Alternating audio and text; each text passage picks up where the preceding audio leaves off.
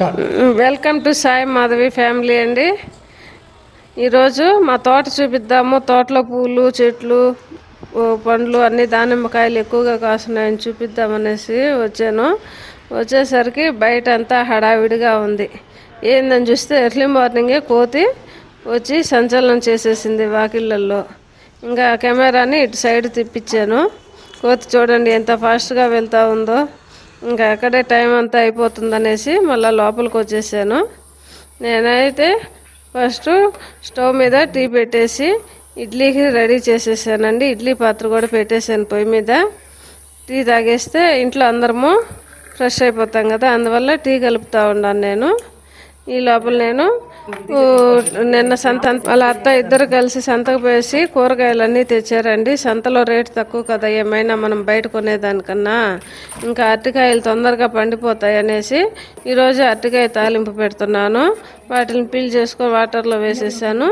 ఇడ్లీలోకి లోపల పల్లీ చట్నీ రెడీ చేద్దామనేసి పల్లీలు, ఎండుమిర్చి ఆయిల్ లేకుండా బాండల్లో వేయించుకొని చల్లారినాక మిక్సీ జార్లోకి వేసుకున్నాను. పల్లీలు, ఎండుమిర్చి తొడాలు తీసేసి వేసుకునేసి దాంట్లో తగినంత ఉప్పు, చింతపండు గింజలు లేకుండా చింతపండు వేసుకునేసి మిక్సీ పట్టేసానండి. ఒక గ్లాస్ వాటర్ పడుతుంది. మిక్సీ పట్టేసినాక దానికి పోపు రెడీ చేసేసి పోపు వేసేసాను. ఇప్పుడు ఇడ్లీ, చట్నీ రెండు రెడీ అయిపోయింది. తర్వాత అరటికాయ తాలింపు సన్నగా ముక్కలు తరుక్కొని రెడీ చేసుకున్నాను. పల్లీలు దాంట్లోకి వచ్చేసి పుట్నాల పప్పు వచ్చి పొడి చేసి వేస్తాం కదా, ప్రతిసారి తాలింపుల్లోకి వేయలేక ఒకేసారి స్టోర్ చేసుకుంటాను నేను. ఆయిల్ లేకుండా పుట్నాలు వేయించుకొని చల్లారినాక పొడి చేసి డబ్బాకి స్టోర్ చేసుకుంటాను. బాండల్లో 2 స్పూన్లు ఆయిల్ వేసి పోపు వేస్తున్నాను. పోపు వేసేసి మనం మొత్తము ఆవాలు, కరివేపాకు, తెల్లగడ్డ అన్నీ వేసుకున్నాక ఈ అరటికాయ ముక్కలు వేస్తాం కదా, అరటికాయ ముక్కలు వేసినాక వెంటనే ఉప్పు వేయనండి నేను. ఎందువల్ల అంటే బాండలకి అతక్కపోద్ది కదా, అందువల్ల.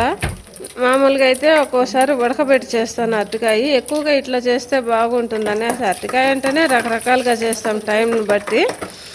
నేను ఈరోజు ఇట్లా చేస్తున్నాను, ఎక్కువగా ఇట్లా చేస్తాను. అరటికాయలు నూనెలో వేసేసి మూత పెట్టేస్తానండి.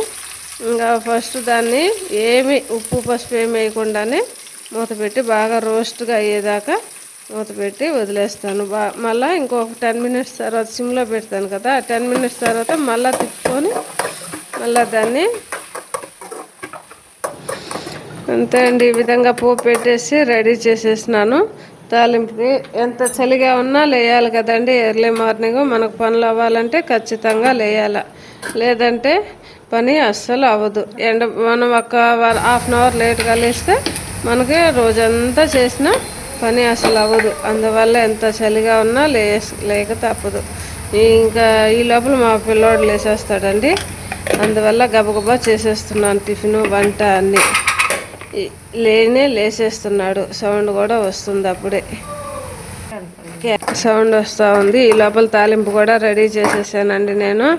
పిల్లోడు కూడా సౌండ్ స్టార్ట్ అంతే అండి. మా బాబు లేచి సౌండ్ స్టార్ట్ చేసినాడు.